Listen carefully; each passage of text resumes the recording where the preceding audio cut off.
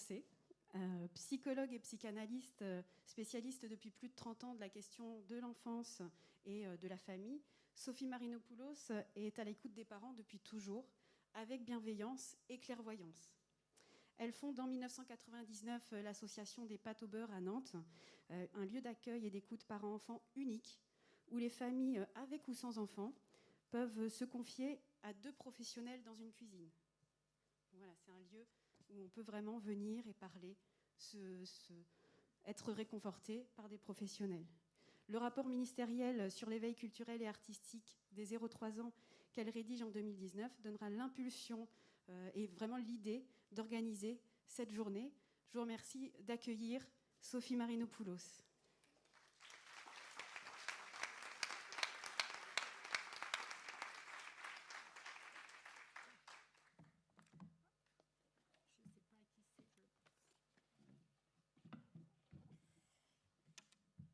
Je l'enlève du coup, j'ai le privilège.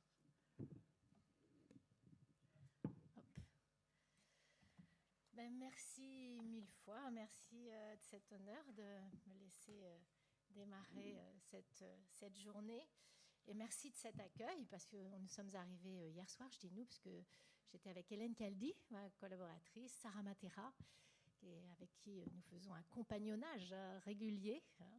Et nous avons pu visiter, grâce à M. Poulain, l'Artothèque et à Mme Février. Merci, c'était très sympathique. On a fini sur une petite terrasse avec un petit verre. Formidable. Vous n'y étiez pas, mais je vous le raconte quand même. Ça fait partie de la santé culturelle, figurez-vous. Et oui. Voilà, donc, et puis merci pour ces introductions des différentes institutions qui nous accompagnent et on doit absolument, et ça sera peut-être un des sujets, peut-être aussi dans les questions, on ne peut pas faire tout seul, donc il faut vraiment qu'on puisse être ensemble, quelle que soit la place que nous occupons.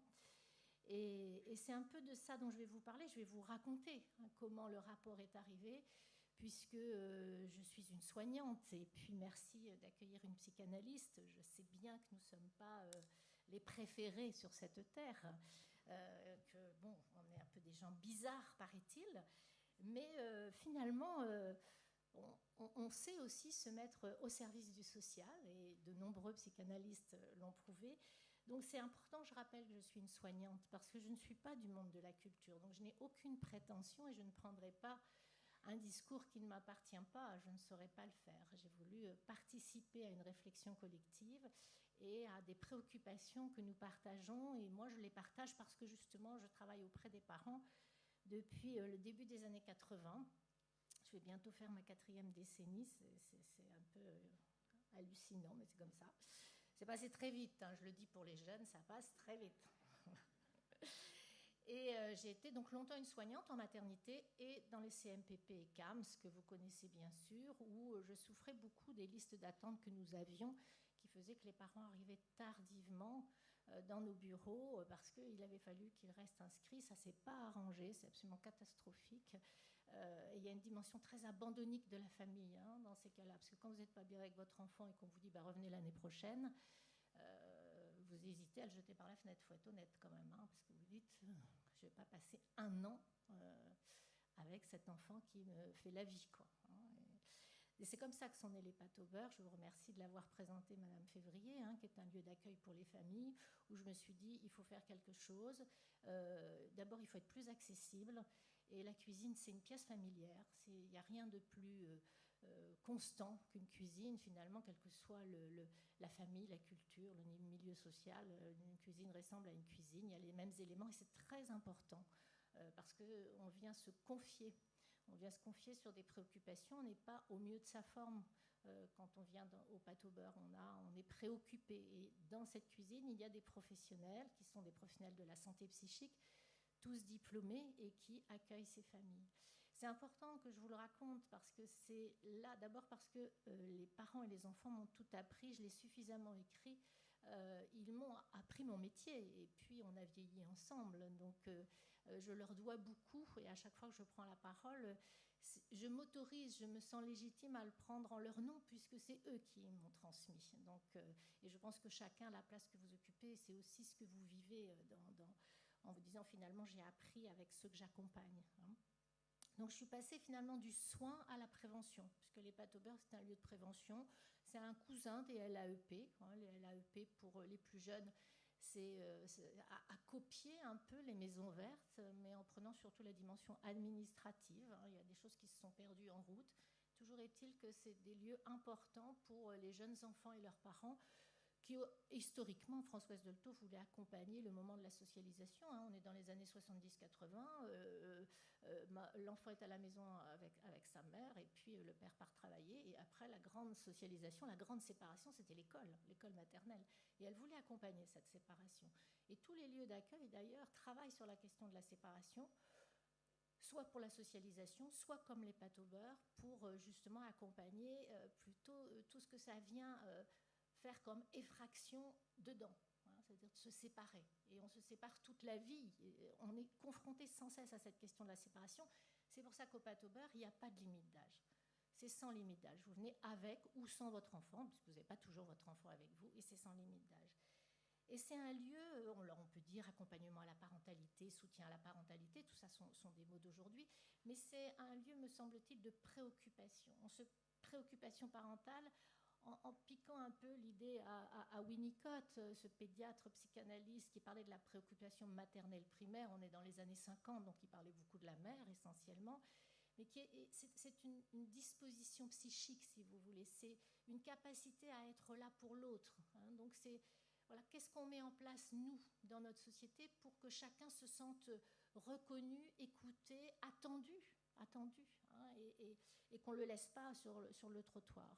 Donc c'est dans ce lieu-là, moi je fais mon métier, hein, je fais mon travail, c'est-à-dire que j'ai une écoute observante, c'est-à-dire je vais essayer de donner du sens au non-sens, puisque les parents viennent en disant non mais là j'en peux plus, et puis je comprends rien, et puis je le comprends pas, je comprends pas, je lui ai dit non 3 fois, il obéit toujours pas, pourtant il n'est pas idiot, il comprend, etc. Voilà. On sent la perte de sens, on sent aussi l'émotion qui prend le pas sur la pensée, sur la raison. C'est toujours un haut risque de violence. Hein, donc il faut accompagner par cette écoute observante, voir un peu qu'est-ce qui fait conflit, qu'est-ce qui fait que ce parent en est à vouloir lever la main sur l'enfant alors qu'il est bien entendu contre la violence et qu'il est hors de question d'avoir un acte de violence. D'ailleurs, quand un parent arrive et qu'il a crié sur son enfant, qui lui a dit des horreurs, comme ils disent, ou bien qu'il l'a frappé, ils viennent avec cette étrangeté. C'est-à-dire que tout d'un coup a surgi en eux quelqu'un qu'ils ne connaissent pas. Et pourtant, c'est eux. Mais dedans eux, il y en a un qui n'est pas eux. Vous voyez, ça, c'est de l'effraction. Et ça, c'est à accompagner si on veut éviter la violence collective, pas simplement dans cette famille-là, mais pour nous tous. Donc, dans cette expérience de la parentalité, je vous disais début des années 80, on est quand même en 2021. Et moi, je vois une dégradation des liens familiaux. Et ça me paraît un paradoxe de dingue. Nous sommes de plus en plus formés, on essaye de penser, de réfléchir, et je vois ce qu'on pourrait appeler la prédisposition parentale à soutenir la socialisation précoce du bébé, c'est-à-dire le côté un peu intuitif avec le bébé, à communiquer avec lui, qui se fragilise au profit de pratiques de soins très sanitaires. Les parents, c'est pas des toubibs, mais pas loin. Hein, ils savent tout à fait, ils savent tout à fait faire au niveau sanitaire avec leur enfant. Mais donc il y a une espèce de quelque chose qui s'est déséquilibré. Et dans mon vocabulaire, pour rester soignante, je dirais que tout ce qui est de l'ordre de la fonction interprétative, hein, c'est-à-dire votre bébé, et tout d'un coup il regarde quelque chose, vous dites ah ouais, t'as entendu? Ouais, t'as entendu? Une porte, des pas, voilà. On met du sens, hein, quelque chose qui vient comme ça, où on répond au art du bébé. Et bien, toute cette fonction interprétative, les réponses empathiques qui permettent de comprendre là où en est l'enfant dans ses besoins sans vouloir calquer les nôtres sur lui, cette fonction contenante qui va contenir la dimension émotionnelle, c'est-à-dire qu'il a sursauté, on donne du sens, on couvre l'enfant de parole, on met de la musicalité pour que justement il puisse traverser cette épreuve émotionnelle. Ça, c'est en train de se déliter. Donc, parce que ça joue un rôle sur les vécus internes. Et ça parle de ça, la santé culturelle, de ce qui se passe dedans. Donc cet état de lieu met en évidence que les soins, ils sont assurés. Mais c'est des liens, je vais un petit peu exagérer le terme, vous m'en excuserez, assez mécaniques. Il y a quelque chose d'assez hygiéniste. Et c'est fragilisé du côté de la dimension humaine, c'est-à-dire dans la part communicationnelle, relationnelle, d'échange, de construction, de mise en récit. Alors, je ne mets pas les parents en accusation du tout, mais notre société qui, vous l'avez remarqué, ça va vite, il y a une accélération énorme dans nos manières de vie, ce qui fait que ça confisque nos rythmes familiaux, les rythmes du bébé, au profit de la cadence. Il faut avancer. C'est la cadence qui a pris le pas sur les rythmes. Alors on essaye dans les crèches de dire il faut respecter les rythmes de l'enfant. On devient fou, quoi, parce qu'en même temps, il faut se dépêcher, puis il faut remplir les fiches, et puis bon. Voilà. Donc vous êtes pris là-dedans. Donc vous voyez, quand je dis période paradoxale, c'est qu'on vit ça. Les injonctions, on a des injonctions de compétences, on parle de compétences parentales, quand même. Non, il ne faut pas être un parent parfait. Mais enfin, il y a des compétences parentales. Ah bon? Alors, il y a des compétences parentales, il faut bien quand même qu'on les possède, on les acquiert. On parle donc de performance, d'efficacité. Évidemment, les réseaux sociaux prennent une place très importante avec les écrans. Un hygiénisme avec un sanitaire versus corps. Voilà, ça c'est quand même... on oublie les besoins de relation. On oublie les désirs de langage et de récit. Alors moi, je me suis dit, il faut que je donne des exemples, parce que sinon on va encore dire, ouais, la psy, elle raconte ses trucs et on ne comprend rien. Non. Exemple très simple sur cette place qu'a pris le sanitaire, le sommeil. Moi, j'entends des parents toute la journée qui me disent, je le laisse dormir le plus longtemps possible. C'est marqué, il faut qu'il dorme le plus longtemps possible. Il y a un taux. Super. Ce qui fait que, qu'est-ce que font les parents? Ils laissent dormir le plus longtemps possible. Ils font un petit calcul rapide, le biberon micro-ondes, le machin, voilà, pour aller dans la voiture un quart d'heure. Top chrono pour le déposer chez l'assistante maternelle. Donc en fait, il lève le petit à la dernière minute.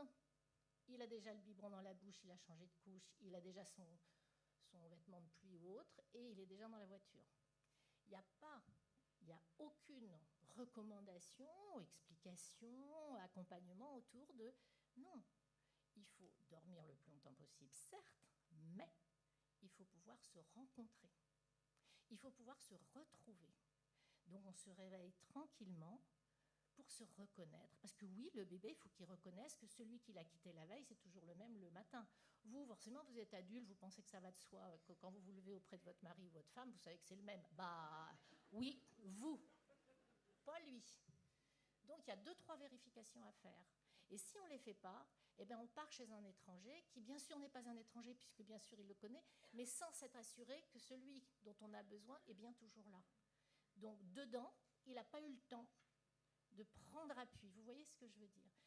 Ça, par exemple, eh bien, c'est une effraction dans la santé psychique de nos enfants. C'est une fragilisation qui fait que oui, nos enfants vont être mis en difficulté ensuite pour se séparer. Donc la santé psychique, relationnelle, culturelle, c'est des questions de rencontre. C'est de ça dont on parle et c'est de ça dont je souhaite parler avec vous.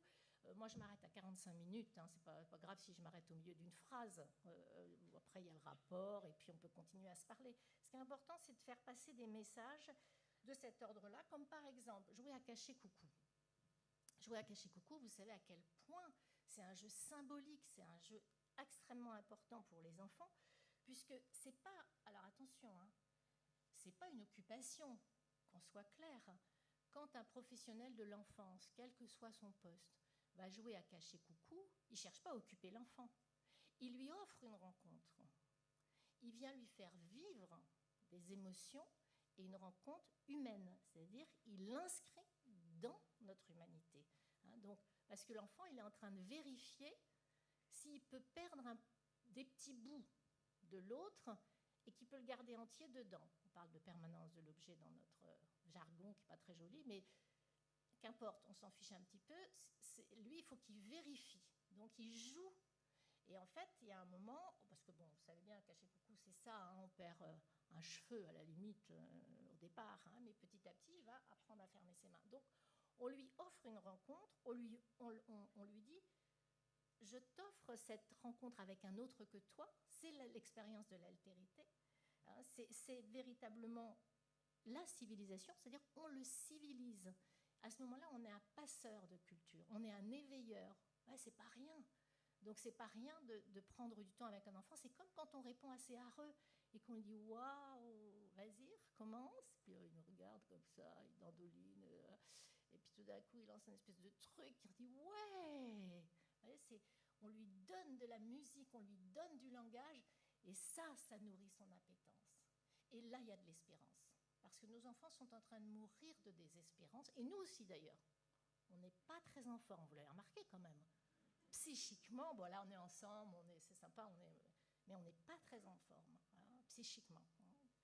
Parce que nous, c'est la même chose, on n'a pas le temps. Nous aussi, on est pris dans la cadence. Hein. Donc, il est question de civilisation. Et quand on parle de civilisation, quand on dit on civilise nos enfants, donc, très bien, qu'est-ce que nos élus, qu'est-ce que nos villes, qu'est-ce que nos institutions, qu'est-ce que nos familles, comment on propose aux enfants de se civiliser. Hein, et il y avait un psy que vous avez peut-être connu, qui s'appelle Maurice Berger, qui un jour, assez provocateur, hein, qui disait, son livre « Voulez-vous des enfants barbares ?» Jeter le pavé dans la mare, et en fait, il fait remarquer que les adolescents qu'il voit, qui sont des adolescents violents, et dans leur petite enfance, ils ont été soumis à des relations défectueuses qui ont entraîné des troubles relationnels. Voilà. Donc, on n'a pas pris soin d'eux. Et moi qui fais des expertises pénales dans les situations, malheureusement, de drames familiaux où l'enfant a perdu la vue, la vue et la vie, oui. Eh bien, qu'est-ce qu'on voit? À quoi on assiste? Eh bien, en effet, ces parents n'ont pas été reconnus dans leurs besoins d'enfance précoce et qu'il y a quelque chose qui s'est totalement gelé, clivé. C'est-à-dire qu'il y a un bout qui vit, qui fait semblant de vivre, et puis il y a un bout qui ne vit pas et qu'on ne voit pas. C'est pour ça que je me suis dit, il faut absolument qu'on fasse quelque chose. Et la question des barbares, ça a été repris par des tas d'auteurs. Il y a Alexandro Barrico, qui lui est un écrivain, parlait des barbares aussi, en parlant de nos mutations technologiques et morales de notre civilisation, et qui montrait lui aussi que la vitesse avait pris une place incroyable, avec une expansion infinie d'expériences culturelles et sensorielles partagées, certes, mais nous ne sommes plus reliés. Nous sommes connectés. Ce n'est pas la même chose de créer de la relation. N'essayez pas d'apprendre à un enfant à faire cacher coucou. Hein. Vous n'allez pas lui passer une cassette. Alors tu vois, cacher coucou, voilà comment il faut faire. Hein. Non, c'est une expérience de vie. C'est une rencontre. Donc ça, c'est comme enregistrer la voix de la mère. Ça ne va pas suffire. Hein. Lui, il veut la mère. Il veut le corps. Il veut le corps entier. Il ne veut pas que la voix. Parce que la voix, c'est aussi un corps. C'est un corps qui sent, c'est un corps qui bouge, c'est un corps qui fait des mouvements. C'est tout ça qu'il veut. C'est tout ça dont il a besoin. Et il y a un autre auteur, j'en finirai avec les auteurs, Bernard Stiegler. Je ne vais pas vous demander de le lire, il est très compliqué, très très compliqué. Merveilleux auteur qui nous a quittés l'année dernière et qui parle de la disruption. La disruption, c'est justement cette effraction du temps. Le temps est totalement comprimé, ce qui fait qu'en fait, on n'arrive plus, on ne s'en sort plus. Et il nous explique comment il y a une confusion énorme entre être informé et savoir quelque chose. Ce n'est pas la même chose. Il y a la question de la transformation qui ne se fait plus. Par exemple, il dit le savoir n'est pas simplement une information, mais la transformation de celui qui sait par ce qu'il apprend. On désapprend le calcul avec la calculette ou l'orthographe avec l'autocomplétion des textos. Au bout du compte, on désapprend la vie civile. La civilisation, on devient des barbares. C'est-à-dire que si on n'en prend pas garde, tous ensemble, il y a un petit bout de nous qui est de moins en moins humain. Voilà, on devient incivil. L'incivilité, on le voit bien, hein, on traverse nos relations humaines. Donc dans le cacher-coucou, oui, on pose un acte civilisationnel. Et comme je suis une soignante, que j'étais inquiète de ça, que je suis dans le domaine de la santé, j'ai dénoncé ce que j'ai appelé une malnutrition culturelle, c'est-à-dire une malnutrition de nos liens. Et donc de nos liens internes, c'est-à-dire ce que l'on construit à l'intérieur de soi, quand on vit des expériences culturelles, hein, et on parle d'expériences culturelles et artistiques. Alors, ce n'est pas parce que je fais la coquette que je ne dis pas expérience artistique et culturelle, hein, ce n'est pas de la coquetterie, c'est tout simplement que nous sommes dans une culture de récit et que les arts portent les récits de manière tout à fait très variée. Hein. Il y a une très belle auteure aussi qui s'appelle Marie-Josée Monzin, philosophe, spécialiste de l'image, je vous la recommande, qui dit « La culture est polyglotte, la dictature ne connaît qu'une langue ». Donc c'est quand même, voilà, on a le droit de penser là-dessus parce que c'est... Voilà. Donc moi je parle de malnutrition culturelle, de malnutrition dans nos liens. Donc nous sommes malnutris. Autre auteur, après j'arrête, je vous promets, j'en fais plus, mais Majid Ranema, même chose, un auteur qui nous a quittés, a écrit un ouvrage qui s'appelle « Quand la misère chasse la pauvreté ». Quand la misère chasse la pauvreté, c'est-à-dire qu'il y a être pauvre, mais plus que la pauvreté, c'est la perte des liens, à ce moment-là, on est misérable. Voilà. On construit une société misérable. Et nos sociétés modernes doivent prendre garde, et je suis contente que vous soyez tous là, parce que ça veut dire que vous allez tous, et nous faisons tous attention à ça, et qu'on doit être des garants. Et vous êtes des garants quand vous éveillez nos enfants, et je vous en remercie, qu'à chaque fois que vous jouez à cacher-coucou ou autre chose, vous êtes là pour les civiliser, et c'est fondamental, c'est pas rien, et ça c'est de la santé. Et il m'a semblé absolument nécessaire de nommer clairement que notre culture humaine, par ce concept de santé culturelle, rappelle que c'est ça, être en bonne santé. C'est une affaire de culture. Alors, dans la culture, il y a la nature, il n'y a pas de scission culture-nature. Quand vous êtes avec un enfant dans vos bras, que vous êtes dehors et que vous le voyez regarder dans le ciel parce qu'il voit des feuilles qui bougent dans les arbres et que vous dites « Ah oui, t'as vu, il y a du vent aujourd'hui. Hein. Ouh là là, on va peut-être rentrer. Hein. Ouh là là, comment ça va faire froid ?» C'est pas de la culture, ça. Hein. Vous êtes en train de donner du sens, vous lui proposez un récit, sauf que maintenant ils ne vont plus dehors, hein, donc l'affaire est réglée, hein, il ne voit plus les arbres. Ouais, mais quand même, si on maintient l'idée que c'est important d'aller dehors, même s'il pleut, parce que les enfants ne fondent pas, il faut le savoir. Non mais on a l'impression que, je sais pas, s'il pleut, s'il y a du vent, s'il neige, tout est fermé, tout est barricadé.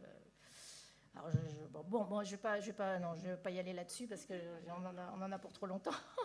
Et puis alors Hélène Caldy, que j'adore, a pris mon portable, donc je n'ai pas l'heure, donc elle doit me faire un signe, elle doit me faire ça. Il faut que je sache quand je m'arrête. Donc prendre soin du coup, alors excusez-moi, donc du coup cette histoire de santé culturelle, c'est un rapport au sensible bien sûr. Hein, c'est la question du sensible, c'est-à-dire comment on nourrit l'appétence de ce tout petit, on lui donne de l'espérance. Et comment rappeler qu'il faut arriver ensemble à aimer les choses autour de soi, c'est-à-dire à les partager. Hein, c'est-à-dire comment on préserve ensemble le lien entre finalement la politique qui est ce vivre ensemble et le sensible et l'esthétique. Alors les artistes vont nous en parler parce qu'ils sont formidables là-dessus, mais c'est de ça dont il va être question et dont il est question. Et donc l'enjeu que je voulais porter à la connaissance du ministère, c'était de montrer qu'une politique en faveur de l'éveil culturel et artistique allait nous nourrir culturellement, nous nourrir en tant que sujet, et donc on allait nourrir l'appétence à communiquer. C'était garant d'un équilibre pour le sujet humain, mais c'était garant d'une pacification sociale. C'est pour ça qu'il faut que la culture s'en mêle et que prenne ça à bras-le-corps, et que quand on prend soin d'un bébé et qu'on prend soin, par extension, de ses parents qui sont les premiers interlocuteurs du bébé, eh bien, à ce moment-là, on prend soin de la société. Et c'est ce fil, me semble-t-il, que nous pouvons ensemble tenir, quelle que soit la place que nous occupons. Donc le rapport, il est un peu parti d'un deal. Madame Nyssen connaît mes travaux, je vais la voir, je lui dis on va très très très mal. Bon, ok. J'aimerais faire un rapport, j'aimerais en parler parce que j'ai écrit beaucoup de livres, mais ça ne suffit pas. Peut-être qu'un rapport ministériel permettra de faire passer des nouveaux messages ou autrement, etc. Et il me dit, bon, bah, d'accord, super, très bien, ça a l'air intéressant, bah, argumentez, hein. Commencez par argumenter, c'est voilà, un bébé, qu'est-ce que vous avez à m'expliquer sur le bébé, en quoi l'éveil culturel et artistique lui apporte quelque chose. Et puis, donc ça, c'était, je vous en dirai 2-3 mots, mais c'est un peu tous les travaux qui ont été faits depuis. Bon, on va dire maintenant un siècle sur l'enfance, qui sont tous passionnants.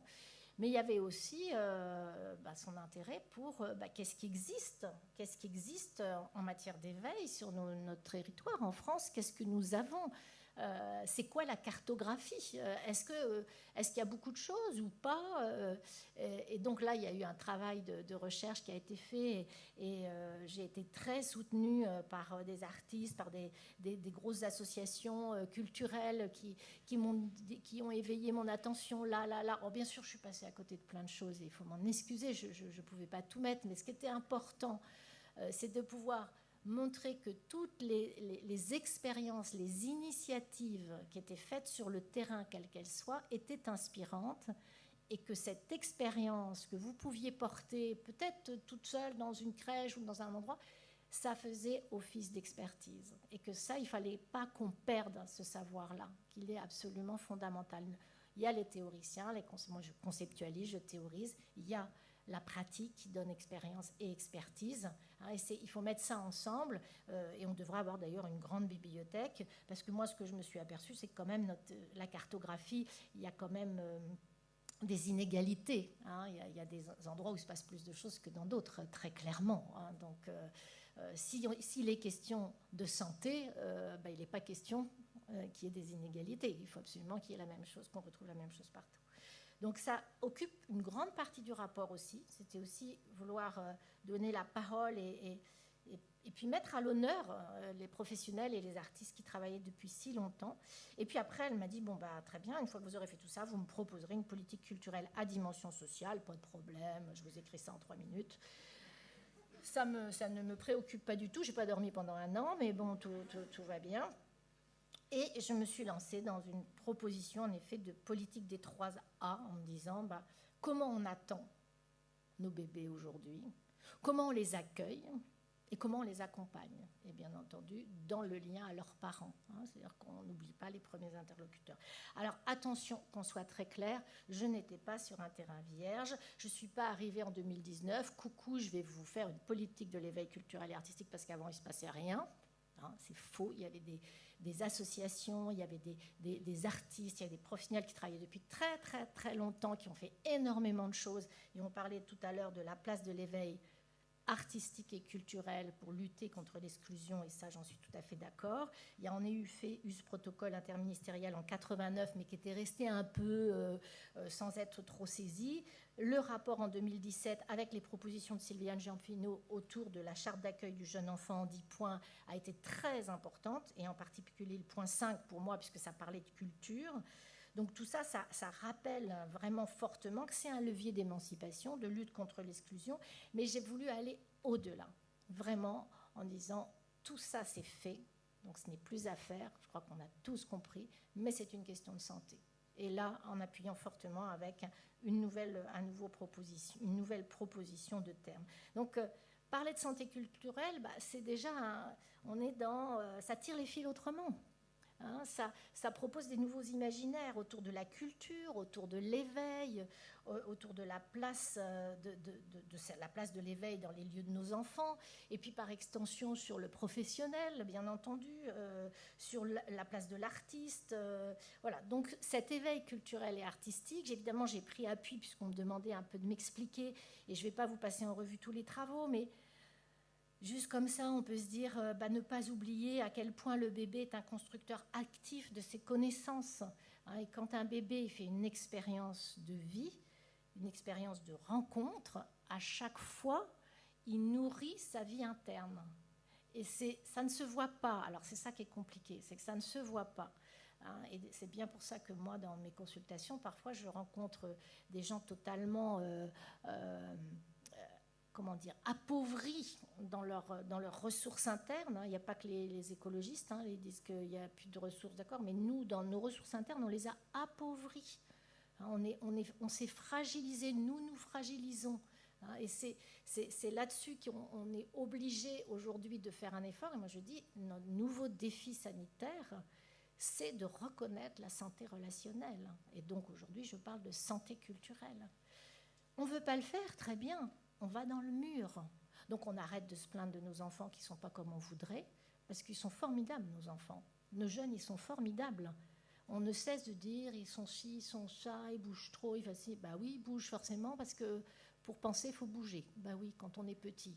Notre âge, on sait se tenir. Heureusement que vous ne courez pas dans tous les sens pendant que je vous parle, parce que je pense qu'au bout d'un moment, je vous dirais, vous ne voulez pas rester 2 minutes en place.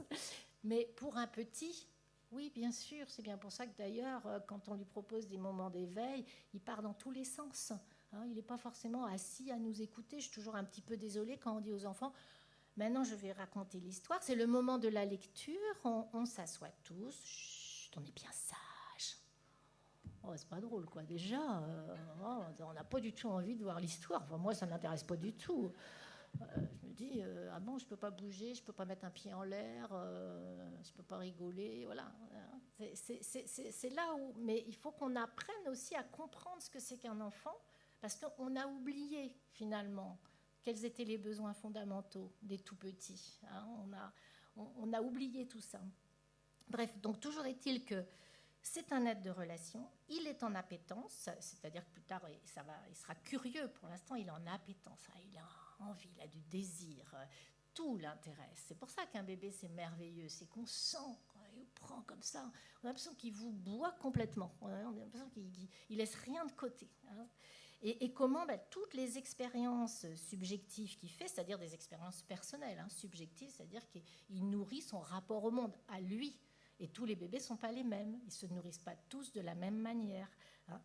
Ils sont articulés à ces états affectifs et corporels, et puis aussi à la personne qui prend soin de lui. Donc c'est très complexe la manière de se construire. C'est pas, nous, on a simplifié la manière de penser, mais eux, ils ont une pensée très complexe. Ils analysent, et nous, les analystes d'enfants, les analystes de bébés, comme moi, parce que moi, j'ai des bébés qui viennent me voir, et oui, moi, j'ai mes patients, ils peuvent avoir 6 mois, 8 mois, on me dit « Ah bon, c'est quoi ça? Tu vois des bébés ?» Ben oui, je vois des bébés, en effet. Et on se raconte des trucs passionnants que je ne vous raconterai pas forcément, mais passionnants. Hein. Et donc, du coup, eux, je vois bien comment ils écoutent. D'ailleurs, ils nous apprennent cette écoute observante qu'ils ont, cette écoute de complexité. Donc, ils prennent à la fois leur état affectif, leur état corporel, l'état affectif de l'autre, l'état corporel de l'autre, l'environnement plus général autour d'eux, la personne donc, qui prend soin d'eux, la disponibilité. Et là, vous ne les tromperez pas. Hein. Si vous pensez à autre chose, eh ben, venez pas vous plaindre s'il fait l'imbécile, hein, parce que vous n'êtes pas disponible. Hein, je t'ai demandé de rester tranquille, et puis vous foncez sur votre portable, eh ben non, parce qu'il va vouloir vous récupérer. Et il ne restera pas tranquille tant que vous ne serez pas disponible. Sa capacité de régulation de ces états de tension et d'excitation, voilà, il va petit à petit mettre ça en route parce qu'il a besoin donc, de quelqu'un de disponible, c'est-à-dire de quelqu'un qui ne le laisse pas seul dans des débordements émotionnels possibles. C'est ça la disponibilité. C'est que comme il est petit, qui construit son appareil psychique, il est vite débordé. Et pour tous ceux qui ont vécu un jour une crise d'angoisse, et je pense qu'on ne peut pas faire une vie entière sans avoir vécu une crise d'angoisse, eh ben vous saurez ce que c'est qu'un débordement. Vous saurez le moment où il y a une espèce de panique, un truc qui vous déborde, qui vous envahit, qui vous met en 1000 morceaux. Donc les bébés, ils sont trop petits pour pouvoir se débrouiller de cette affaire-là, mais même quand on est grand, hein, on a parfois besoin, même en tant qu'adulte, d'être contenu. Donc ils ont besoin de cette disponibilité. Donc ils sont doués, il leur faut des professeurs doués, c'est-à-dire des adultes doués, dans le sens capables de prendre en compte là où ils en sont, sans appauvrir la richesse de leur quête, parce qu'ils ont véritablement une richesse, sans confondre la stimulation et l'éveil. On n'est pas là pour stimuler les enfants. On dit qu'il faut le stimuler. Non, il faut l'éveiller. Ce n'est pas la même chose. Parce que stimuler, ça veut dire que vous attendez quelque chose et que vous allez vouloir évaluer. Donc moi, je vais faire beaucoup de peine à la CAF parce qu'on ne peut pas évaluer la vie psychique. Ou alors, je vous demande de me dire, là, en sortant tout de suite, comment vous vous sentez, comment va votre narcissisme, comment va votre sécurité interne, comment, vous voyez, votre rapport à l'autre, comment vous arrivez à donner et recevoir sans vous sentir détruit, etc. Ce n'est pas aussi simple. C'est pour ça que quand on demande à pour certaines actions, on fait des efforts tous, je dis la CAF parce que moi je fais beaucoup de dossiers pour la CAF dans mes régions, et que souvent, et on a une très bonne relation, et on est toujours en train de dire, et comment on fait, ils me disent, essayez voilà, de faire des évaluations. Alors oui, bien sûr, on peut essayer, mais pour autant, il y a une partie qui nous échappe, et c'est le propre de l'humain, ça, que les choses nous échappent, et de ne pas tout savoir. En tous les cas, cet enfant, c'est un quêteur d'activité aussi, c'est-à-dire de moments d'éveil. Cette appétence, il a besoin de l'expérimenter, il a besoin de tâtonner, il a besoin de se tromper, il a besoin de ne pas y arriver. Parce que quand il n'y arrive pas, il va cogiter sur ce qui lui arrive. Et si on lui fait que des activités organisées dans lesquelles il y a A, B, C, et on lui montre comment il faut y arriver, il perd en fait le tâtonnement, la sérendipité, c'est-à-dire cette capacité à passer d'un truc à l'autre. C'est pas parce qu'il est instable, c'est parce qu'en fait il cherche, et ça fait partie du processus de construction. C'est quelque chose dont il a besoin, et il faut justement les laisser finalement dans une forme d'inconfort. Alors, vous entendez bien par rapport à ce que je vous ai dit avant, vous ne me le lâchez pas avec ces états émotionnels où il est complètement éparpillé. Un inconfort, c'est-à-dire, voilà, je suis là, vas-y, essaie, j'y arrive pas. Vous n'avez jamais eu ça avec les enfants? J'y arrive pas. Tu peux faire mon dessin? Et il y a des enfants, ils vous prennent la main, et puis ils vous tiennent la main pour que vous fassiez son dessin. Moi, je ne sais pas, je ne vois pas comment tu veux, je ne sais pas quel bonhomme tu veux faire ou comment tu veux faire. C'est-à-dire être là, en disant, ah oui, t'as bien commencé, ah oui, alors là, moi, je ne vois pas trop le bonhomme, mais tu m'expliqueras après, etc. Voilà. L'accompagner, être présent. Bon, on sait plein de choses donc, sur le bébé, donc j'ai essayé de mettre en avant un peu tous les travaux, évidemment, autour du bébé, et puis le lien aussi entre le développement de l'enfant et puis l'éveil culturel et artistique, en montrant ce que je disais tout à l'heure, qu'à chaque fois que le bébé fait une activité, il se construit à l'intérieur, et je donne un peu toujours le même exemple, et je m'en excuse pour ceux qui m'ont déjà entendu, mais parce que comme on pense qu'un bébé qui tète, il fait rien, j'ai besoin de dire et redire et redire que mais c'est pas vrai. Un bébé déjà dans sa première activité de vie, qui est une activité de succion et pour se nourrir, eh bien il va déjà découvrir, faire des expériences extraordinaires, des expériences corporelles, sensorielles, affectives, émotionnelles, cognitives très très importantes. Par exemple, quand il tète, il y a un moment où il va être, mais il a quelques semaines, il va être assez grand pour voir que que d'abord les lèvres, c'est lui qui les fait dures ou qui les fait molles. Donc ça, c'est plutôt sympa comme affaire, c'est un jeu plutôt rigolo.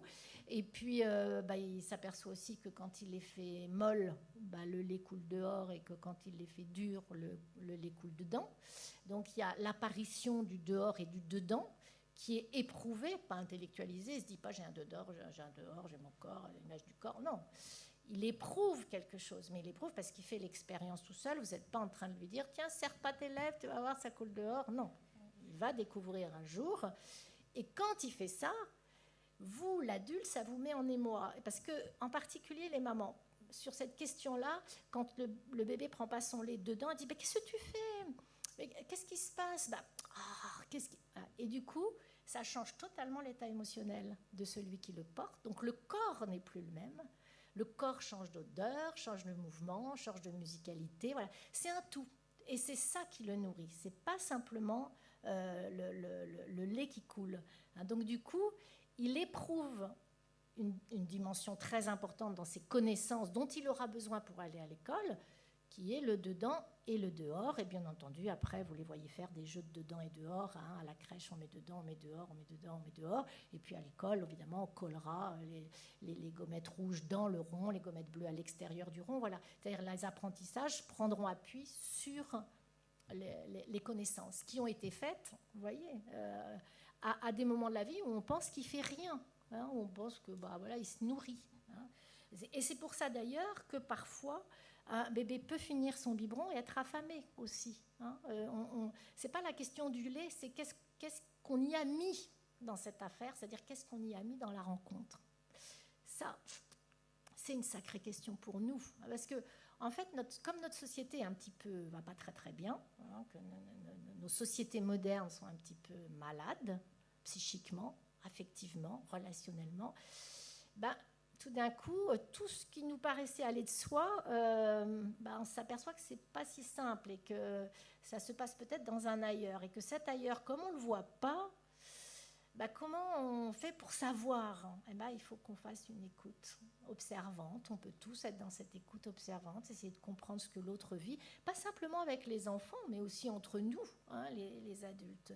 C'est des sacrés moments de vie. C'est à la fois, on est un peu dans l'effroi de où est-ce qu'on va dans le mur, c'est terrible. Et puis en même temps, on sent que ça réveille aussi des forces communes de vouloir faire ensemble. Donc, le parent dans l'affaire, lui, il va se construire avec cet enfant. Il va se construire, il va se transformer. J'en ai beaucoup parlé dans ce rapport pour montrer qu'il y a un processus, il y a une construction. C'est un défi de grandir en tant que parent, qu'il faut définitivement oublier l'instinct maternel qui n'existe pas. C'est une affaire réglée. C'est pas vrai qu'il y a un bouton instinct maternel. Et paf, moi j'ai vu trop de mamans venir me dire que j'ai pas le déclic. C'est horrible, j'ai pas le déclic. Quoi, il n'y a pas le déclic? Ouais, je sens pas, puis il est pas beau. Oui, c'est vrai que des fois on le trouve moche, puis pas intéressant. Et alors, oui, c'est une première rencontre, quoi. C'est pas forcément on a passé. Et puis alors de plus en plus, on passe sa vie avec l'enfant imaginaire. On a des enfants assez tardivement, donc pendant 10 ans, moi quand je serai parent, alors là, vous les entendez, les copines qui n'ont pas d'enfants, elles sont géniales. Alors là, elles font tout très bien. C'est sûr. Elles font tout très bien. Alors, les copains, je sais pas, je parle pas trop avec les copines, alors là, elles sont géniales. Puis un jour, il y a le vrai qui va arriver, quoi.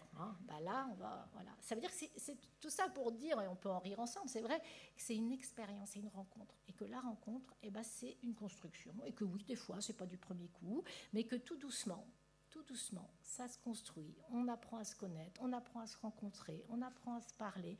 Le bébé est très aidant dans l'affaire, très, très aidant. C'est vraiment un humain sympa quand même, parce que souvent il va les chercher, les parents. Il essaye d'être à la hauteur. Il fait ce qu'il peut. Bref. Donc il n'y a pas de recette, il n'y a pas de truc. C'est pour ça que c'est compliqué. C'est pour ça que la question de pouvoir dire aux parents comment il faut faire, mais il faut arrêter avec ça. Il faut être là, il faut écouter, il faut essayer de comprendre. Moi, mon boulot, c'est de chercher avec eux, d'apprendre à les connaître, à les reconnaître dans leurs difficultés et les accompagner là-dedans. Sinon, on devient tous des gourous. On va dire, non, moi je veux dire là, parce que moi j'en entends, vous allez sur le net, il pleure, non, il faut le laisser pleurer. Non, le laisser pleurer, c'est un capricieux. Ça. Non, il ne faut surtout pas le laisser pleurer. Et puis en plus, on cède des travaux psy. Maintenant, les psys, ils ont dit que. Moi, j'adore tout ce qu'on a dit. Ça, c'est génial. Non, c'est véritablement quelque chose qui va se construire. Et pour pouvoir aider un parent, ça veut dire qu'il faut l'écouter. Et l'écouter, ça prend du temps. Et on revient à notre affaire.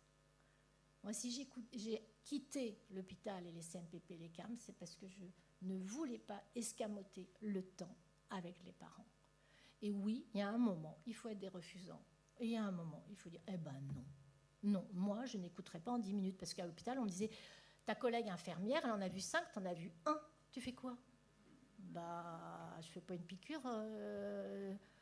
Il faut que j'apprenne à la connaître. Donc, il faut qu'elle commence à me raconter qui elle est. Mais elle a pleuré une demi-heure. Donc, j'essaye de la soutenir dans ses pleurs, dans ses larmes. J'essaye de les comprendre, de voir où elles vont, pourquoi elles sont là, qu'est-ce qui se passe. C'est du temps. Et puis aussi, il faut apprendre à écouter, c'est-à-dire à avoir l'humilité de savoir qu'on ne sait pas pour l'autre. On a une connaissance théorique. Moi, je fais mon marché, j'ai envie de dire, quand j'écoute un parent. C'est-à-dire que je prends ce dont j'ai besoin pour faire mon métier, ce que vous feriez dans vos métiers à vous. Mais je n'essaye pas d'imposer un savoir. Parce que sinon, le parent va revenir en disant « il l'a fait, il n'a pas réussi ». Forcément, vous avez voulu plaquer quelque chose et vous n'avez pas pris en compte là où il en était. C'est-à-dire que ça fait partie aussi de la difficulté de notre société, c'est qu'on fait perdre la créativité à tous. Et c'est pour ça que la culture, je pense, nous sauvera, parce que les artistes, ils ont maintenu coûte que coûte la dimension créative. Et ils nous racontent des histoires en restant créatifs. Et d'ailleurs, un artiste, quand il vient, il dérange. Il met de l'inconfort dans les crèches, parce que lui, il veut ci, il veut ça. Voilà. C'est ça qui est intéressant. c'est ça. Il vient faire bouger les lignes. Il nous met de la culture, exactement. Donc c'est de ça dont il s'agit. Donc on perd cette touch personnelle, notre créativité. Nous, en tant que professionnels, très souvent, on veut nous transformer. Mais les parents aussi. On leur fait perdre leur créativité parentale. Donc la santé culturelle, elle rappelle ça. Elle rappelle qu'il y a du créatif. Il faut qu'il y ait cette création de soi, de sa famille, de soi en tant que parent, parce que voilà, c'est quelque chose qui se transforme dedans. Et donc, c'est pas nouveau, la prolétarisation, c'est pas moi qui l'ai inventé. Hannah Arendt parlait de prolétarisation. C'était une économiste qui racontait, philosophe, qui racontait en effet comment on était prolétarisé, non pas parce que à la période industrielle, non pas simplement parce qu'on est mal payé, même si, je le redis, on est très mal payé, mais en dehors de ça, parce qu'on perd notre capacité à agir sur. Donc ça, c'est une perte. On est passé de l'artisan à l'ouvrier. On ne peut plus modeler, transformer. Moi, quand je vais dans les crèches, on n'arrête pas de me raconter ça. Ben oui, mais avec la réglementation. Ben non. Moi, l'autre jour, j'ai visité des crèches dans ma région qui sont en pleine campagne, en plein champ. Les enfants, ils ne vont pas plus que les enfants citadins dans les champs parce qu'il faut une professionnelle pour 2 enfants et qui ne sont pas assez. Donc, ils voient les champs, mais de loin, comme ça. Vous voyez, juste, on est tombé sur la tête. À certains moments, je pense qu'on est tombé sur la tête. Donc, bref. Donc, le lien, vous voyez, l'importance de l'éveil culturel et artistique, c'est qu'il vient nourrir le développement de l'enfant. Il propose de le fortifier dedans. Il vient nourrir le lien parent-enfant.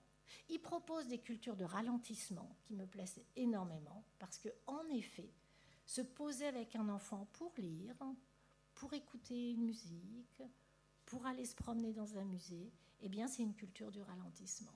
Oui, tout à fait. Et ça, c'est intéressant. Et c'est une culture du partage. Et c'est aussi une culture de la rencontre, puisque les enfants posent beaucoup, beaucoup de questions. Et l'artiste, il vient nous rappeler, justement, comment nous sommes des êtres de récit. C'est notre affaire humaine. Nancy Huston parle de nous en disant « Nous sommes une espèce fabulatrice », très joli livre. Elle raconte comment nous sommes des êtres de langage et que nous racontons. Et que si nos récits perdent du sens, si on rentre dans le non-sens, on n'est plus vivant. On est en vie, mais on n'est pas vivant. C'est notre métier à nous. C'est de redonner du sens à la perte de sens. Ça peut être individuellement, une consultation avec des adultes, et ça peut être avec les enfants. Cette perte de sens. Et il y a le sentiment en ce moment pour chacun de perdre un peu le sens de sa vie. Puis le Covid est arrivé. Beaucoup de gens ont du mal à repartir. On ne sait pas trop. Voilà, il y a qui je suis, qu'est-ce que je fais là, qu'est-ce que je vais faire de ma vie. On sent beaucoup ça, c'est très, très présent dans l'air. Alors, bien sûr, moi, je vous parle en tant que psy, donc c'est bien entendu à partir de ces expériences, et si on vient me voir, c'est pas pour me dire, vous savez pas, je vais super bien. Non, mais franchement, formidable. Ma femme, mon mari, les enfants, mon boulot, mon patron, sont tous géniaux. Non, évidemment. Donc ça biaise un peu. Mais quand même, globalement, on peut le mesurer dans nos vies ensemble. Donc, elle me dit quoi? Elle me dit 3. 5 minutes. Elle me dit 5. Elle me dit 5. Voilà. Donc, l'artiste, il vient porter ses récits. Il porte une expérience singulière. C'est-à-dire, il nous rappelle que nous sommes singuliers. Et du coup, la question d'une société, c'est comment être ensemble, vivre ensemble et supporter nos singularités. Ça, c'est drôlement intéressant. D'ailleurs, même dans une famille, quand les enfants commencent à ne plus vouloir ressembler à leurs parents, et quand ils commencent à nous dire, quand on leur parle, tu me saoules, là, on s'accroche, on dit, ouais, mon narcissisme, parce que là, il m'énerve vraiment. Quand il arrive avec une tenue vestimentaire qui ne correspond plus du tout à vos codes vestimentaires, là, vous dites, c'est quoi? C'est qui? D'ailleurs, vous pouvez tout à fait vous identifier au bébé qui joue à cacher-coucou et qui cherche à s'assurer qu'on a levé trop tôt, qui ne sait pas si son parent est son parent. Quand votre ado, il débarque, il ne ressemble plus à rien, et qu'en plus, il a une drôle de façon de vous parler, alors qu'avant, il disait « Maman, elle est la plus belle, papa, il est beau », qu'après, il dit « Ouais, c'est ma mère ». truc qui tombe.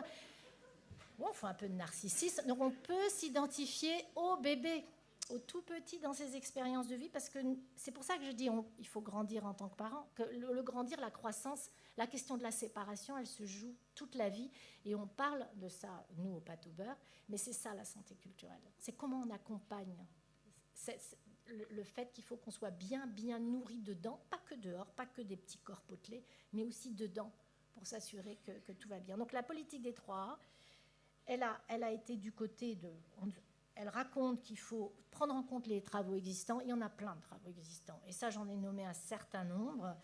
Sur tout ce qui est inégalité sociale de santé, on sait depuis toujours qu'il y a 2 vecteurs pour essayer de les réduire, c'est intervention précoce et soutien à la parentalité. Pourquoi on n'y va pas à fond? Et pourquoi il n'y a pas plus d'éveil culturel et artistique? Pourquoi, si c'est un problème de santé, pourquoi il n'y en a pas partout? Voilà, c'est des questions simples. On sait aussi que les mamans, et je parle des mamans là, vont très mal. 32% des mères à l'accouchement ne vont pas bien. C'est alarmant, tellement alarmant que même les gynécologues s'en sont mêlés. Bon, ils ne s'en mêlent pas souvent de la vie psychique. On est enregistré là. Ils ne vont pas aimer. Ils vont pas aimer. C'est pas leur préoccupation première. Hein. Quand une maman dit non, mais je suis angoissée, j'ai peur d'accoucher, j'ai peur que ça passe pas. Ça passe, périmètre crânien, temps, ça passe, je vous assure. Circuler, il n'y a rien à voir. Ah ouais, bah ouais, mais dans ma tête, ça passe pas.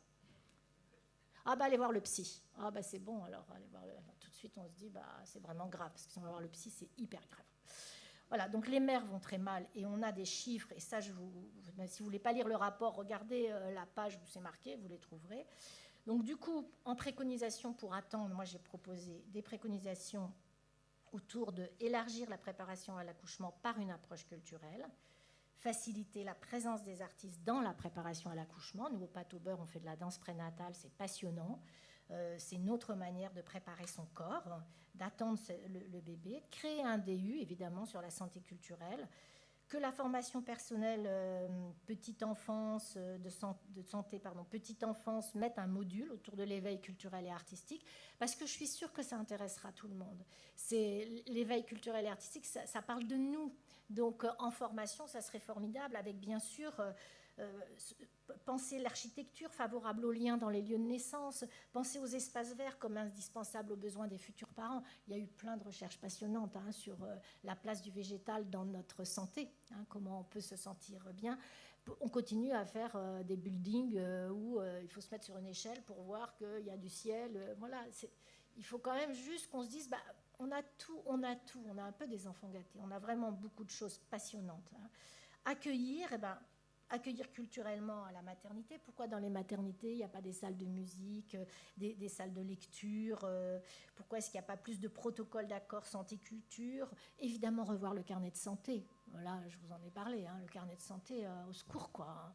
Moi, le brossage des dents, tous mes enfants, j'avais ça à chaque fois, c'était le brossage des dents. Et les caries, d'accord, j'ai compris, mais...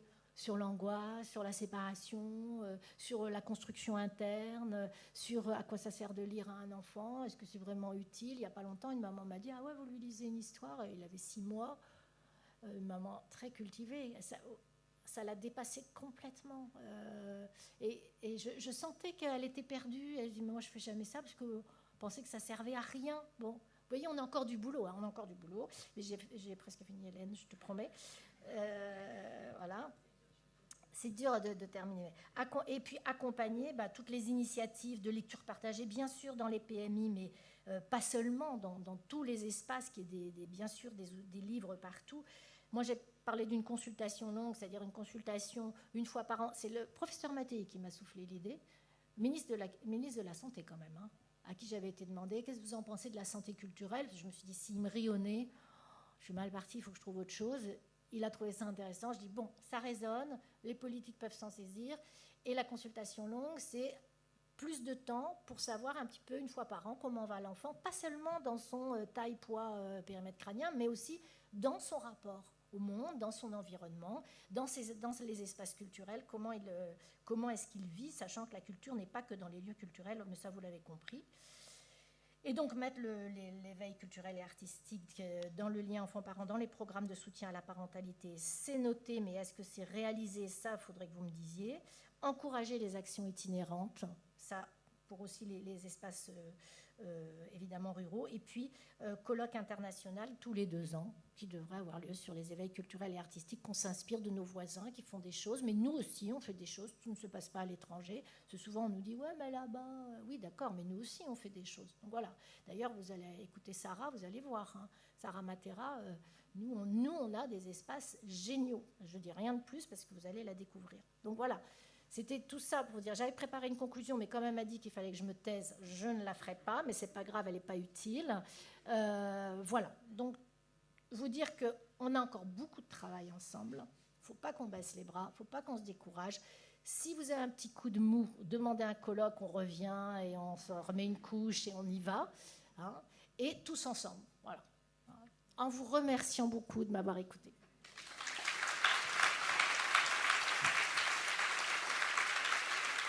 Ça va, je t'ai pas pris. Hein. Merci beaucoup, Sophie. Merci, Jennifer, merci. Alors, Émile, merci pour l'organisation, parce que je sais que vous avez bossé comme une dingue.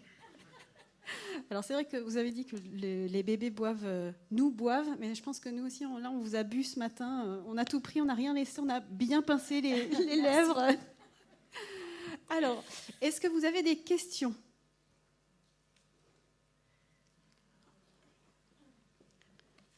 Alors, on a un petit souci sur Internet. On n'a pas les questions en chat. On va régler ça très rapidement. Juste parce que, peut-être, juste pendant que vous cherchez votre question, derrière moi, vous avez vu qu'il y a marqué « Ma santé à moi, elle est culturelle », qui est en fait une campagne de communication qui va être lancée la semaine prochaine. Il faut savoir que dans vos lieux, vous pouvez... ça va être disponible sur le site du ministère de la Culture. Il y a énormément de... En fait, c'est un travail qui m'a été commandé pour faire suite au rapport. Et donc, j'ai fait un certain nombre de messages qui sont en forme de cartes postales, de kakémono, de petits sticks qu'on peut mettre sur les murs. Voilà, donc ça, c'est préparé. Ça, vous avez à les télécharger, vous en prenez le nombre que vous voulez et vous pouvez les mettre dans tous les lieux, que ce soit dans les hôpitaux, que ce soit dans la PMI, que ce soit dans une ludothèque, dans une artothèque, enfin partout, quoi. Voilà. Et l'idée, il y en a... Ah non, attends, je sais pas si... Non, mais je sais pas faire. J'ai Hélène. Ça s'appelle le générationnel. C'est ça. Et en fait, il y en a. L'idée m'est venue à Strasbourg, où on m'a très gentiment invité à visiter le musée d'art contemporain pour voir un petit peu comment on pouvait accueillir les bébés. Et en fait, il y a un couple qui est rentré. Je le raconte d'ailleurs dans le début du kit, parce qu'il y a un couple qui est rentré avec son bébé. Et le bébé il dormait profondément. Il était en porte-bébé sur le corps de son père. Et quand il est rentré dans le musée, il s'est mis à s'agiter, au point qu'il s'est complètement réveillé. Il tendait son cou comme ça, il essayait de voir où il était, etc. Et je dis à la directrice du musée, je dis, vous voyez, là, on a envie qu'il y ait une carte postale avec marqué « Tournez-moi, j'aime l'art ». C'est-à-dire que le parent voit et qu'il soit encouragé à montrer à ce bébé, parce que le papa a dépensé une énergie terrible pour le rendormir, hein, en disant il va nous casser les pieds pendant toute la visite, il faut qu'il dorme, alors que ça aurait été intéressant de le tourner et qu'il voit. Voilà, bon. Et c'est parti. Voilà. Portez-moi, je dévore des yeux. Donc, alors, derrière chaque message, il y a une théorisation. Il faudrait qu'en fait que je puisse faire une conférence à part entière sur pourquoi j'ai choisi ces messages. Mais bon, là, j'ai pas le temps. Il faut laisser Sarah a plein de choses à nous dire passionnantes. Mais voilà. En tous les cas, vous pourrez la semaine prochaine le découvrir. C'est Aurélie Lesoux qui m'accompagne depuis très longtemps, à la fois sur le rapport où elle m'a à plusieurs reprises redonné du baume au cœur, parce que j'étais un petit peu esselée, c'est le moins qu'on puisse dire, très aidée par, comme je le disais tout à l'heure, les associations qui essayaient de me dire non mais là, mais après pour tout écrire, tout coordonner, tout lire, c'était quand même un gros travail, et Aurélie Lesoux m'a accompagnée avec Hélène Caldy bien sûr dans la création de ce kit. Voilà. Donc En fait, chacun, là encore, je redis, chacun à sa place. On essaye d'essayer je sais pas, de faire des messages, de provoquer une réflexion. Ah tiens, c'est marrant, il y a un truc là, ma santé à moi, elle est culturelle, je comprends rien du tout. C'est quoi ce truc? Ça fait parler. Vous voyez, ça provoque de la rencontre. Et ça, c'est intéressant. Donc, moi, je ne sais pas si vous avez des questions, mais soyez créatifs, quoi. Soyez créatifs. Quand vous avez une idée, les bébés adorent ça. Mais ils adorent ça. Oui, formidable. Bonjour. Alors, en fait, c'est pas une question. Il faut que je mette mes lunettes. Je suis là. Ah, voilà. En fait, moi, je suis artiste, cette enfance. Et grâce à vous, depuis 2 ans, je voulais vous remercier parce que je sens une légitimité à mon travail et au bien fondé de venir dans les lieux de petite enfance parce que même si ça sert à rien, c'est super. Moi, je suis ravie de faire un métier qui, en fait, ne sert à rien, mais qui sert tant. Voilà. Et voilà. Et donc, en fait, c'est vraiment merci parce Merci. que voilà. Ça me touche beaucoup. Merci beaucoup. Je sais pourquoi j'ai pas dormi alors pendant un moment. Oui, vraiment merci beaucoup. Très gentil.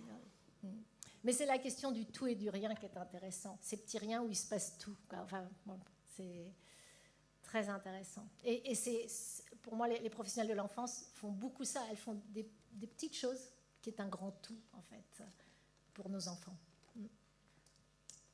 Est-ce qu'il y a une autre question? Non.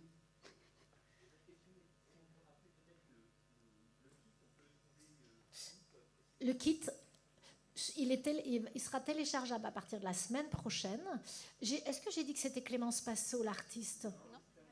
Ah oui, non, mais moi je ne l'ai pas dit. Ah mon Dieu, Clémence, si tu m'écoutes, ne m'en veux pas. Oui, c'est magnifique. On les a en carte postale, mais j'étais vraiment contente. Elles sont belles, elles sont très jolies. Elle a fait un travail magnifique. Ouais. Bah, c'est ça, les artistes. Ouais. Non, elle a super bien travaillé. Formidable artiste, ouais.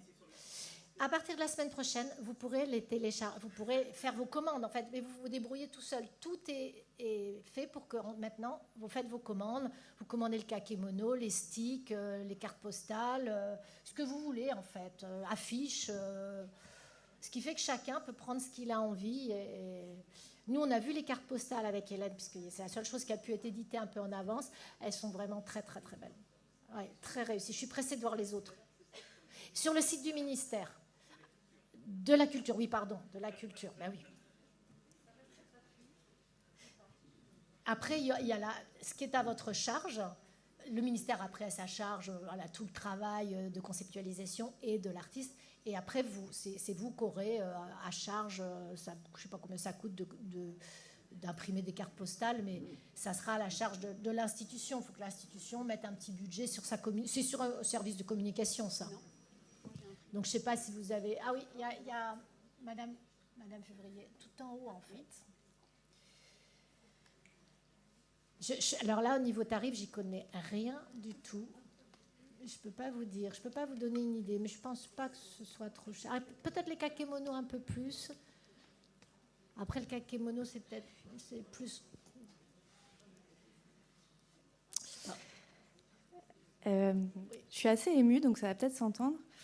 Je vous remercie beaucoup pour ce que vous avez dit sur la confiscation des rythmes et l'histoire de la cadence, tout ça.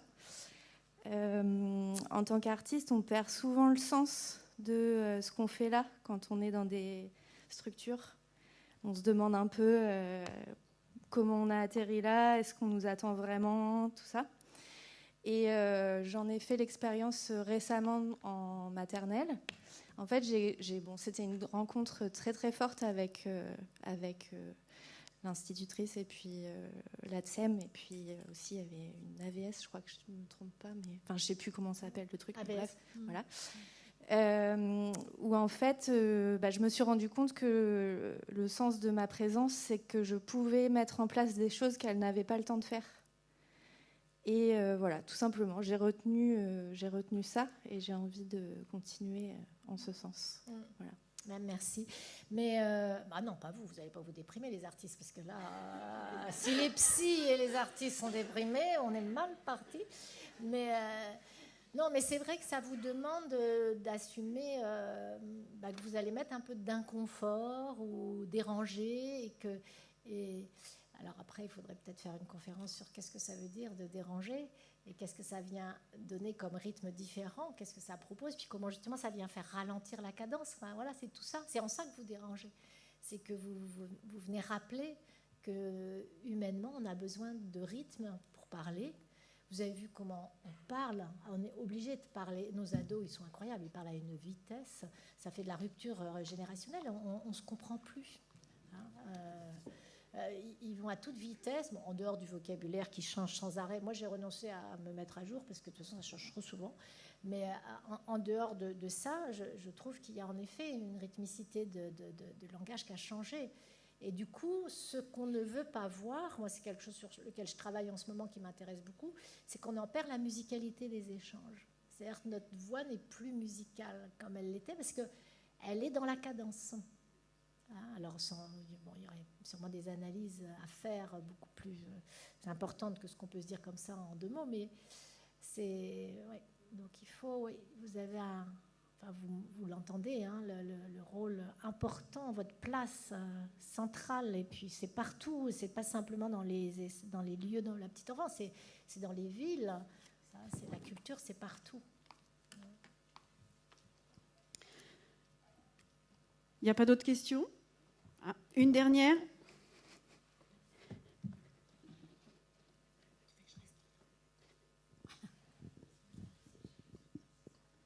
Non, je reste avec toi. Bonjour, je vais essayer de formuler ma question. Je ne sais pas si elle va être très claire. Je vais essayer. Moi, je travaille dans un lieu d'exposition. Donc, on essaye d'accueillir le plus possible les tout-petits avec les assistantes maternelles ou avec les parents. C'est l'expérimentation en permanence, c'est ce qui est assez passionnant. En vous entendant, ça donne aussi de la légitimité, de la meilleure compréhension de ce qu'on fait. Et malgré tout, j'aurais une question dont on essaye de faire que ce soit une expérience un peu globale, des sens, d'une relation entre parents-enfants, etc. Et malgré tout, il y a la spécificité du regard, d'une œuvre, qui continue à me poser question. C'est-à-dire que nous, on essaye de faire de la pratique, on discute, on parle, on échange, et il y a quand même cette spécificité de la découverte d'une œuvre qui m'interroge dans le développement du tout-petit.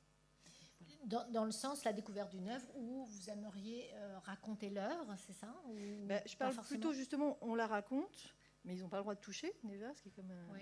Il y a ce rapport à cet espace particulier de l'espace d'exposition, comme lieu de découverte, et aussi la découverte physique et qui est scopique, en fait, d'une œuvre, et je ne sais pas tout à fait comment ça se passe pour un tout petit. Alors, je ne sais pas si on sait. Je me permets d'associer, ça va être une réponse un petit peu voyageuse, mais ça me fait penser, quand j'ai rencontré au musée Fabre les professionnels de l'enfance et du musée Fabre qui font des visites pour les enfants.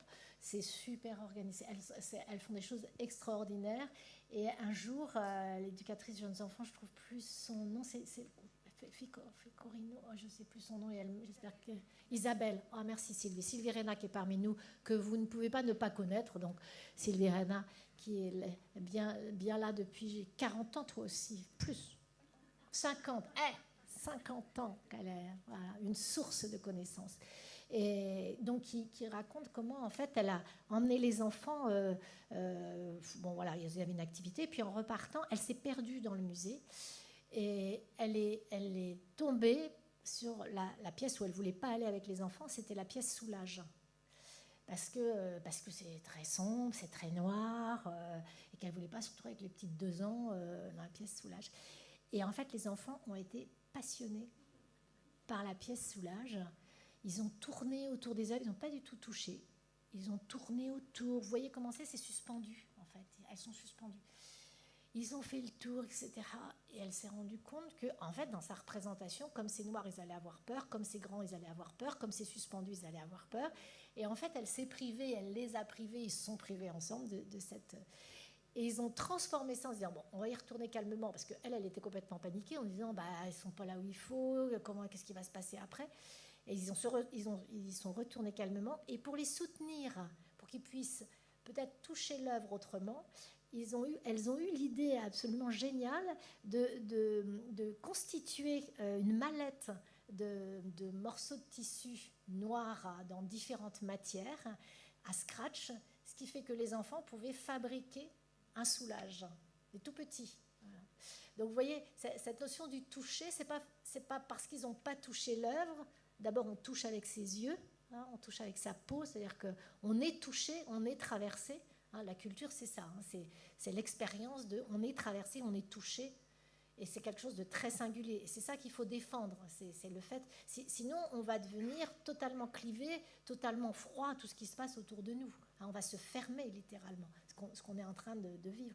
Donc la question de toucher l'œuvre, c'est pas forcément la toucher. C'est aussi peut-être créer quelque chose. Elles savaient que les enfants ne pouvaient pas toucher. Du coup, elles ont créé un outil qui leur permettait de toucher autrement et du coup d'être même des petits soulages, en fait. Vous voyez ce que je veux dire? C'est pour ça que les expériences, il faudrait une vie pour aller voir tout ce que vous faites les uns les autres, mais ça donne plein d'idées, quoi. Hein. Je pense qu'on va en avoir bien d'autres après avec les avec autres Sarah, intervenants. vous On va allez avoir. voir. Oui, ouais. Merci beaucoup, Merci Sophie Marinopoulos. Je reste avec toi, Sarah, ou pas?